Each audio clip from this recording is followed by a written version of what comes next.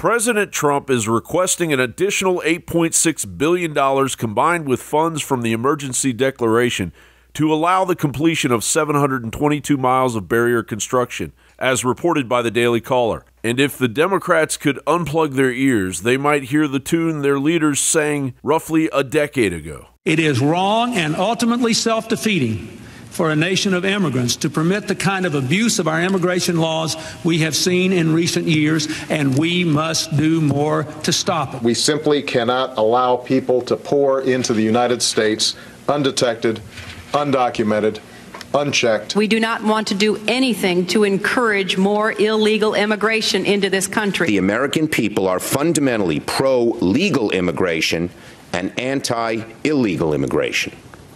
We will only pass comprehensive reform when we recognize this fundamental concept.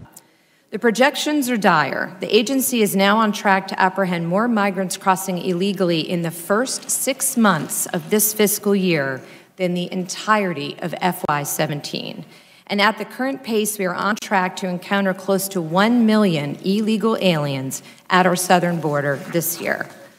Our capacity is already severely restrained, but these increases will overwhelm the system entirely. If anyone is manufacturing facts concerning border security, it is the leftist train wreck known as the Democratic Party. All state that this is a manufactured crisis, and a crisis that manufactured by the Trump administration. The numbers the Democrats choose to ignore are staggering. The Washington Times reported the number of families snared trying to sneak into the U.S. soared by 50% in 1 month alone, setting an all-time record with more than 36,000 family members apprehended, Homeland Security officials recently announced. It is difficult to ignore the preferential consideration the illegal alien that murdered Mollie Tibbetts is receiving, or the Somali gangs turning the streets of Minneapolis, Minnesota into a war zone. According to this Minneapolis police report, between 20 and 30 young men showed up in front of her house around 9:30 in the morning,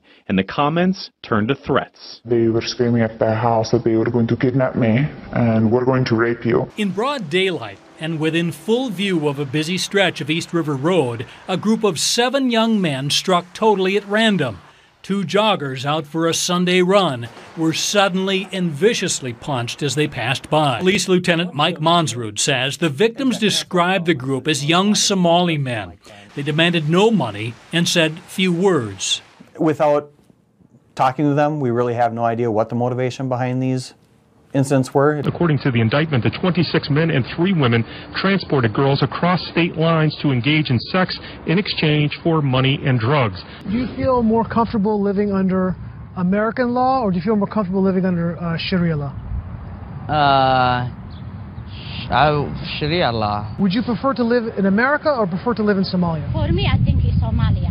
Or that MS13 is actively hunting off-duty New York police. As Fox News reported, intel has been obtained that members of MS13 are looking to hit NYPD police officers in order to gain street credibility. These MS13 members are conducting reconnaissance of police officers' private residences. In fact, it's so bad that MS13 has forced El Salvadoran police to flee El Salvador. As the New Zealand Herald reported, they were given one of the most dangerous orders in policing: take down MS13. They were bankrolled by the United States and trained by FBI agents. But members of the Salvadoran police have been killed by the dozens in each of the past 3 years. Now, a number of El Salvador's police officers are fleeing the gang they were tasked with eliminating. The Washington Post has identified 15 officers in the process of being resettled as refugees by the United Nations, and 6 officers who have either recently received asylum or have scheduled asylum hearings in the United States immigration courts.